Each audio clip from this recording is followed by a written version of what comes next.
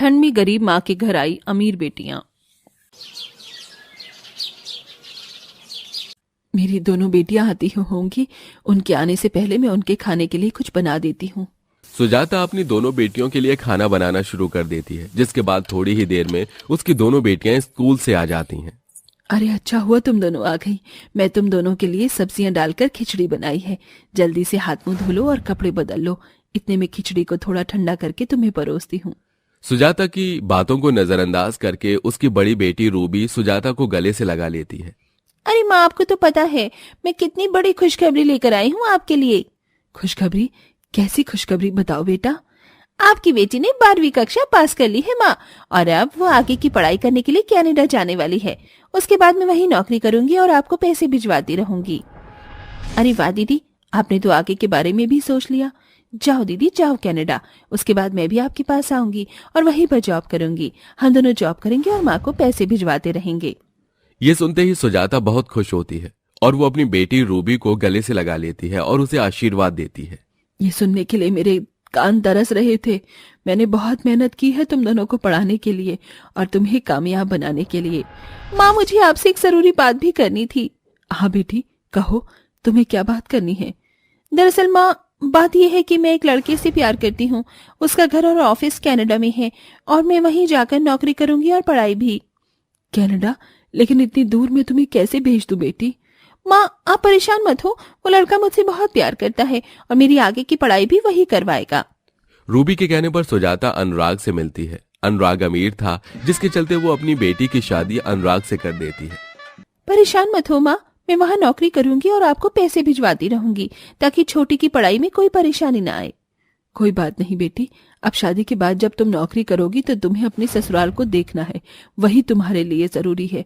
मैं यहाँ तुम्हारी छोटी बहन की पढ़ाई खुद पूरी करवा दूंगी। सुजाता ऐसा कहकर अपनी बेटी को विदा कर देती है, जिसके बाद वो फिर से दिन रात मेहनत करती है और काम करके वो अपनी छोटी बेटी को पढ़ाती है। देखते ही देखते 2 साल और बीत जाते हैं, जिसके चलते किमी 10 से 12वीं क्लास को पास कर लेती है। आखिरकार तुमने भी अपनी 12वीं कक्षा पास कर ही ली। अम्मा, अब देखना हमारी सारी परेशानियां खत्म हो जाएंगी। ऐसे गरीबों की तरह जीना नहीं पड़ेगा। मैं शहर जाकर नौकरी करूंगी। हाँ बेटी, अब एक तू ही तो मेरी आखिरी उम्मीद है। तेरी बहन की शादी हो गई, वो भी अपनी जिंदगी में सेटल हो गई, लेकिन ये बुरे दिन हमारे तू ही खत्म करेगी। माँ, परेशान मत हो, सब ठीक हो जाएगा। 12वीं कक्षा पास करने के कुछ ही दिनों बाद किमी भी शहर चली जाती है, जहां वो जॉब करती है। वहां उसके अमीर दोस्त बन जाते हैं और वो उनकी तरह बनने के लिए अपनी सारी तनख्वाह अपने ऊपर ही उड़ाने लगती है। ओह माय गॉड, मैं बहुत ज्यादा थक गई हूँ। कल मैंने बहुत सारी शॉपिंग की। ये देखो, गुच्ची का पर्स लेकर आई हूँ और जिमी चू की सैंडल मैंने पहनी है। वैसे मुझे इसके अंदर कोई खासियत तो नजर नहीं आई। तुमने फिर इतने पैसे इसके ऊपर क्यों लगाए हैं? तुम जैसे गरीबों को क्या पता कि ब्रांड का मतलब क्या होता है।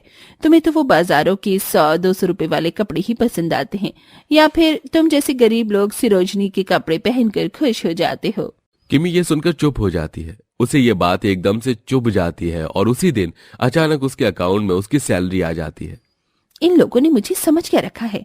इस शनाया की बच्ची को तो मैं बताऊंगी कि असली में ब्रांड कैसे पहना जाता है।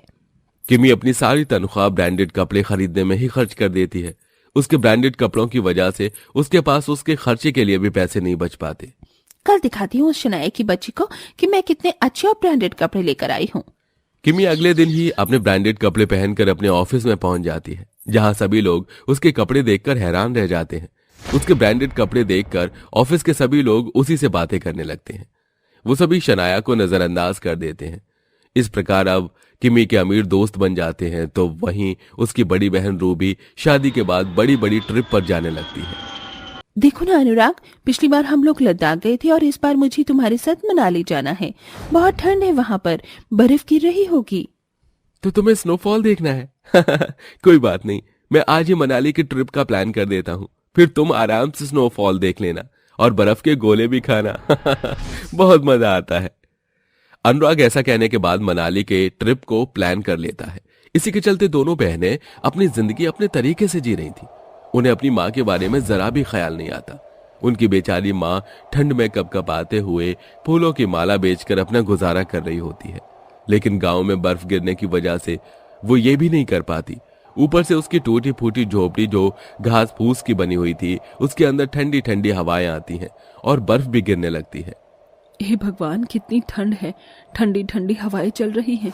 काश कि मेरी बेटियां वापस आ जाएं, पता नहीं कब आएंगी। उन्होंने तो एक बार जाने के बाद पलटकर देखा ही नहीं अपनी माँ को। इससे अच्छा तो भगवान तू मुझे बेटा ही दे देता, कम से कम बेटा मेरे पास तो रहता। क्या पता मेरा बेटा ही मेरी देखरेख अच्छे से कर लेता। सुजाता के होठ भी सुन्न पड़ जाते हैं और हाथ पैर ठंड के मारे बर्फ की तरह जम जाते हैं। वो आंगन में लकड़ियां लेने के लिए जाती है, लेकिन वहीं बेहोश हो जाती है। गांव के लोग उसे इस हालत में देखकर उसे घर के अंदर लेकर आते हैं, जहां डॉक्टर उसका चेकअप करते हैं। इन्होंने अपने जीने की उम्मीद छोड़ दी है, पता नहीं कब इन्हें क्या हो जाए। अगर इनकी आखिरी कोई ख्वाहिश है तो आप लोग हो सके तो पूरा कर दीजिए, ताकि मरने के बाद इनकी आत्मा को शांति मिले। गांव के सभी लोग डॉक्टर की यह बात सुनकर हैरान रह जाते हैं। डॉक्टर चेकअप करने के बाद वहां से चले जाते हैं, जिसके बाद गांव की औरतें एक दूसरे से बात करती हुई कहती हैं, बेचारी की आखिरी इच्छा और क्या ही हो सकती है। अपनी बेटियों को देख ले, यही इसकी आखिरी इच्छा होगी। गांव वालों, मैं तुम सभी के आगे हाथ जोड़ती हूँ, इस बेचारी की आखिरी इच्छा को पूरा करो, वरना ये ऐसे ही अधूरी इच्छाओं को लेकर भगवान को प्यारी हो जाएगी। ललिता के कहने पर गांव के सभी लोग सुजाता की बेटियों का पता निकालकर उन्हें उनकी मां की हालत के बारे में बताते हैं, जिसके बाद दोनों बेटियां शहर से और कनाडा से अपनी मां से मिलने गांव में आती हैं। जब वो दोनों अपनी मां की इतनी बुरी हालत देखती हैं तो उनके पैरों तले जमीन खिसक जाती है। दोनों बेटियां अपनी मां के सिराने बैठती हैं और कहती हैं, माँ, ये क्या हो गया आपको? माँ, आपने हमें एक बार भी अपने बारे में बताना जरूरी नहीं समझा? सुजाता अपनी बेटियों को देखकर कहती है, मेरी बेटियों, तुम दोनों यहाँ आ गई। मुझे तुम्हारा ही इंतजार था। तुम्हारी शक्ल देखने के लिए मेरी आंखें तरस रही थी। आओ जरा तुम्हारे सर को सीने से तो लगा लूं। बिस्तर पर लेटे हुए ही सुजाता अपनी दोनों बेटियों को अपने सीने से लगा लेती है, जिसके बाद वो उन्हें बहुत प्यार करती है। अपनी माँ का यह प्यार देखकर उन दोनों को अपनी गलती का पछतावा होता है। आपने हमारे लिए इतना संघर्ष किया, हमें पढ़ाया लिखाया, लेकिन अपने लिए कभी एक स्वेटर तक नहीं खरीदा और हमारी पढ़ाई में सारा पैसा लगा दिया। हमें कभी किसी चीज की कमी नहीं होने दी। हमें फर्श से अर्श तक पहुंचाया और हमने आपके लिए कभी कुछ नहीं किया। हाँ दीदी, बिल्कुल सही कह रही हैं आप। आपने अपने बारे में तो कभी सोचा ही नहीं, और हम इतनी बड़ी बेवकूफ बेटियां हैं जो अपना फायदा होते ही आपको छोड़कर यहाँ से चली गई। काश हमने आपके बारे में थोड़ा भी सोच लिया होता तो आज आपकी ये हालत न होती। मेरी प्यारी बेटियों, अपने आप को दोष मत दो। तुम तो मेरी फूल जैसी बेटियां हो। तुम अपनी जिंदगी अपने तरीके से जी रही हो। मुझे और क्या ही चाहिए था। तुम दोनों कामयाब हो गई हो, बस इसी बात की मुझे बहुत खुशी है। अपने जीवन में इसी प्रकार हंसी खुशी रहना। सुजाता इतना कहते ही उसी समय अपने प्राण छोड़ देती है, जिसके बाद वो भगवान को प्यारी हो जाती है। किमी और रूबी दोनों फूट फूट कर रोती रह जाती हैं, जिसके बाद वो अपनी माँ का अंतिम संस्कार करती हैं। उन्हें अपनी माँ के आखिरी वक्त पर अपनी गलतियों का एहसास हो जाता है, जिसके बाद वो वापस शहर और कनाडा जाकर अपनी जिंदगी अपने तरीके से जीने लगती हैं। माँ, रोटी बन गई तो मुझे जल्दी दे दो ना। ओए नन्नू, तू चुप करके बैठ जा। माँ, तुम पहले रोटी मुझे देना, बहुत भूख लगी है। दोनों बच्चे आपस में झगड़ने लगते हैं। असल में पप्पू के गरीब परिवार में आज 2 दिन बाद चूल्हा जला था। इतने में एक अनाउंसमेंट होता है। सुनिए सुनिए सुनिए, मौसम विभाग ने जारी किया है कि अगले 2 दिनों तक तेज आंधी, तूफान, बारिश और बर्फबारी भी होने वाली है। सभी ठंड में अपने घर में ही रहें। सुनिए सुनिए सुनिए। माँ, रोटी दो ना, भूख लगी है। इस खबर की चिंता से रूपा नोनू को थप्पड़ लगा देती है। नोनू जोर जोर से रोने लगता है। माँ, दादी माँ ने मुझे मारा। अले ले ले, मेरे बच्चे रोते नहीं। बहू, तुझे बेचारे बच्चे पर हाथ उठाकर क्या मिल गया? फिर क्या करूं माँ जी? आपने सुना नहीं, अभी अनाउंसमेंट वालों ने क्या ऐलान जारी किया है? हमारा ये घर इस कच्ची कॉलोनी में है, वो भी जमीन के इतने गहरे में। कब से कहा था मैंने इन्हें मिट्टी सीमेंट भरवाकर घर ऊंचा करवा लो। अब अगर बारिश आएगी तो हम सभी इस ठंड में बेघर हो जाएंगे। मेरे बच्चे क्या इस सर्दी में सड़क पर रहेंगे? रूपा, मैं कोशिश कर रहा हूँ। अरे खाक में गई तुम्हारी कोशिश। तुम खुद ही देख रही हो, इस ठंड में मेरे पास काम धाम नहीं है। मुझे पता है कैसे करके मैं ये 2 वक्त की रोटी कमा रहा हूँ। मैं भी चाहता हूँ कि मेरे परिवार में सिर पर एक पक्की छत हो। एक गरीब की सारी जिंदगी रोटी कमाने में ही निकल जाती है। रोटी, कपड़ा और मकान की कीमत भला किसी गरीब से अच्छा और कौन समझ सकता है। देखते देखते शाम ढल जाती है और जोर जोर से बादल गरजने लगते हैं। मूसलाधार बारिश होने की लगती है और पानी तेजी से उनके घर में घुसने लगता है। हे भगवान, ये बारिश तो रुकने का नाम ही नहीं ले रही है। घर में पानी बढ़ता ही जा रहा है। अरे ऊपर वाले, क्या तुझे हम गरीबों की हालत पर तरस नहीं आ रहा? अरे क्यों हमें बेघर करना चाहता है इस ठंड में? तभी तेज तूफान से घर का आधा हिस्सा टूटकर गिर जाता है, जिसका टुकड़ा नोनू के सर पर लग जाता है और उसके खून बहने लगता है। माँ, चोट लग गई। नोनू मेरा बच्चा। माँ रूपा, ये घर किसी भी वक्त ढह सकता है। हमें घर खाली करना होगा। जैसे ही वो सभी घर से निकलते हैं, उनका घर पूरी तरह से उनकी आंखों के सामने ही टूटकर बिखर जाता है। एक ही झटके में उस गरीब का परिवार बेघर हो जाता है। थोड़ी देर में बारिश थम जाती है और सभी ठंड में सड़क पर चल रहे थे। माँ, बहुत ठंड लग रही है। मेरी चप्पल भी घर में ही छूट गई थी। सड़क बहुत ठंडी है। ये ले मेरी बच्ची, मेरी चप्पल पहन ले। काफी दूर चलने के बाद वो सभी सड़क पर बैठ जाते हैं। देखते ही देखते शाम ढल जाती है और शाम के 5-6 बजते ही रात हो जाती है। चारों ओर बर्फीली धुंध छा जाती है। पूरा परिवार हाथ पांव मोड़कर बैठ जाता है। एकदम खून जमा देने वाली कड़ाके की ठंड पड़ रही है। अरे ऊपर वाले, तू सारी परीक्षाएं हम गरीबों से ही क्यों लेता है? गरीबी भी हम गरीबों को दिखाता है, बेघर भी हमें ही करता है। देखते ही देखते रात बीत जाती है और बर्फ पड़ने लगती है। ठंड के मारे दोनों बच्चों के दांत किटकिटाने लगते हैं। माँ, पिताजी घर चलो ना, इस सड़क पर बहुत सर्दी लग रही है। हाँ माँ, घर चलो ना। देखो मेरे हाथ पैर कितने ठंडे पड़ गए हैं। इतने में एक बुलेट से पुलिस वाला वहां आता है और सड़क पर सोए गरीब लोगों को लाठी मार मार कर भगाने लगता है। उसी सड़क पर एक 70-80 साल की बुढ़िया फटा चिटा कंबल ओढ़े सोई हुई थी। पुलिस वाला लात मार कर उसे उठाता है। ए बढ़िया, चल उठ, चल, अबे चल उठ। अबे उठती है कि तुझे भी खर्चा पानी दूं? ये ले।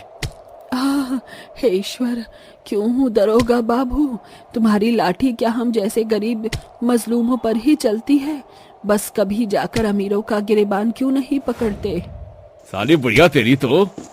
अरे रुक जाओ साहब, अरे क्यों बेचारी अम्मा पर अपनी ताकत का जोर आजमा रहे हो? अरे साले तू है कौन बे? इसका मसीहा? एक तो तुम गरीब लोग सड़क पर जम जाते हो, इसे क्या बाप की जागीर समझिए? चलो उठो और भागो यहाँ से। चलिए अम्मा जी, हमारे साथ आ जाइए। हालातों की सताई बुढ़िया भी अब गरीब पप्पू के परिवार का हिस्सा बन जाती है। वो अमीर लोग महंगी रजाई में अपने बड़े बंगले में सो रहे थे। वहीं दूसरी तरफ वो गरीब बेघर परिवार उस कड़ाके की ठंड में ठिकाने की खोज में आधी रात में भी सड़क पर भटक रहा था। पूरी सड़क बर्फ से सफेद हो गई थी। अब ठंड 4 गुना बढ़ गई थी। सभी की हिम्मत जवाब दे रही थी। तभी गुड़िया बीच सड़क पर गिरकर बेहोश हो गई। माँ, गुड़िया दीदी। गुड़िया मेरी बच्ची, आंखें खोल। अजी देखो ना, मेरी बेटी कुछ बोलती क्यों नहीं? चुप हो जाओ रूपा, हिम्मत रखो। तभी सभी का ध्यान सड़क पार एक कूड़ेदान के खाली कंपाउंड में जाता है, जहाँ एक टूटा फूटा पाइपलाइन पड़ा था। अरे बेटा, वो देख, वहाँ एक पाइपलाइन है, चलो वहीं चलते हैं। लाओ रूपा, गुड़िया को मेरी गोद में दो। पूरा परिवार पाइपलाइन में बैठ जाता है। रूपा रो रो कर काफी देर तक गुड़िया का हाथ पैर मलती है। देख बेटी, बच्ची होश में आ गई। रूपा गुड़िया को गले से लगाकर और भी ज्यादा फुट फुट कर रोने लगती है। गुड़िया मेरी बच्ची, तू ठीक है ना? मुझे लगा मैंने तुझे खो दिया। दादी माँ, अब हम यहीं रहेंगे? हाँ बेटा, अब यही हम गरीबों का घर है। तभी बूढ़ी अम्मा के पास रोटी देखकर नोनू कहता है, बूढ़ी दादी, मुझे भूख लगी है, आप मुझे आधी रोटी दोगी? हाँ बेटा, ये ले, तू खा ले ये। गुड़िया तू भी खा, भीख में मांगी हुई थी, आधी खाई थी, आधी बचा ली। सभी जैसे तैसे सो जाते हैं, मगर सुबह तक बूढ़ी अम्मा इस दुखदाई दुनिया को छोड़कर जा चुकी थी, जिसकी जिम्मेदारी सिर्फ गरीबी और ठंड का कहर ही था, जिसे देखकर सभी का दिल दहल गया। माँ, बुढ़िया दादी कैसे मर गई? नोनू, बूढ़ी दादी को ठंड लग रही थी, उनके पास घर भी नहीं था, वो सड़क पर ठंड में सोती थी ना, इसीलिए मर गई। गुड़िया दीदी, हमारे पास भी तो घर नहीं है, फिर तो हम जब भी ठंड से मर जाएंगे। मासूम नोनू के इस बात पर पूरे परिवार का दिल रो पड़ा।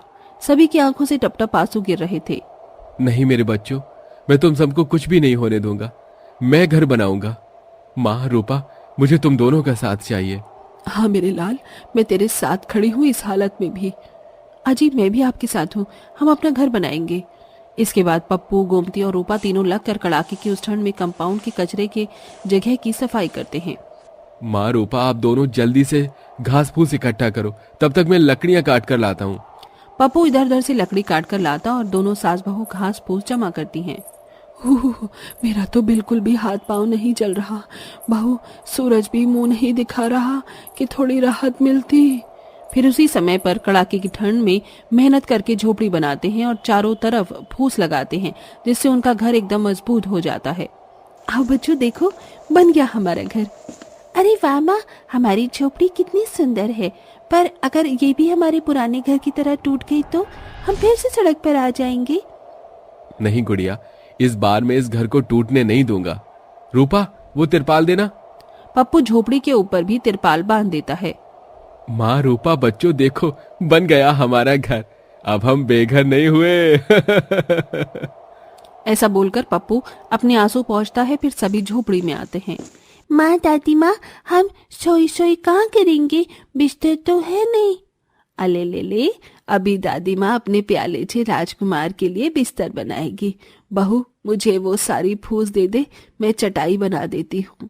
फिर 2-3 घंटे लगाकर गरीब गोमती एक मोटी सी चटाई बीनती है, जिस पर पूरा परिवार सोता है। मगर जैसे दोनों बच्चे मुंह खोलकर खाना मांगना चाहते हैं। मैं जानता हूँ मेरे बच्चों, तुम दोनों को भूख लगी है ना। मैं कैसे भी करके कल तुम्हारे लिए खाना लाऊंगा। ठीक है पिताजी, हम एक दिन और भूखे हो जाएंगे। अगले दिन भगवान का नाम लेकर पप्पू काम ढूंढने निकलता है, जहां उसे मजदूरी का काम मिल जाता है, जिससे वो राशन पानी खरीद कर लाता है और सभी कई दिन बाद रोटी खाते हैं।